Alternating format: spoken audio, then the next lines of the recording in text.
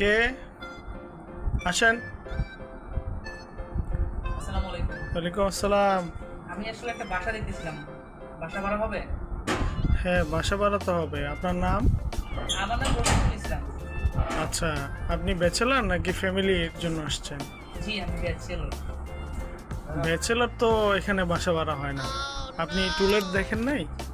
টুলেটে তো লেখা আছে। আমার আসলে একটা কোশ্চেন আছে যে জি বলেন। ফ্যামিলি যারা আছে তারা ঢাকা শহরে থাকবে, আর ব্যাচেলররা কি মানে চাঁদের দেশে থাকবে? ভাই, আপনারা বাড়িওয়ালা হয়েছেন বলে ব্যাচেলরদের কোনো দিবেন না, মানে কোনো বাসা ভাড়া দিবেন না, তাহলে আর থাকবে কোথায়? না, আসলে ব্যাপারটা হচ্ছে আপনি মনে হয় একটু রাগান্বিত অবস্থায় আছেন। রাগান্বিত না, আমি যেই বাসায় যাই সেই বাসায় আমারে বলে যে ব্যাচেলর ভাড়া হবে না, ব্যাচেলর বাসা দেওয়া যাবে না। কেন? ব্যাচেলররা কি ভাইসে আসছে? বুঝতে পারছি আপনার মনের দুঃখটা। আমি আপনাকে বলছি যে ব্যাচেলার বাসা এখানে ভাড়া দেওয়া হয় না। এই উনি দেখেন তো, উনি কোথা থেকে আসছে, আয়শা কি বলতেছে যে আমরা ফ্যামিলি বাসার মধ্যে আমি ব্যাচেলার দিব নাকি? আমার একটা জেনারেল প্রশ্ন আছে যে ঢাকা শহরে সবাই ফ্যামিলি বাসা ভাড়া দিবে, ব্যাচেলর বাসা ভাড়া দিবে না কেন?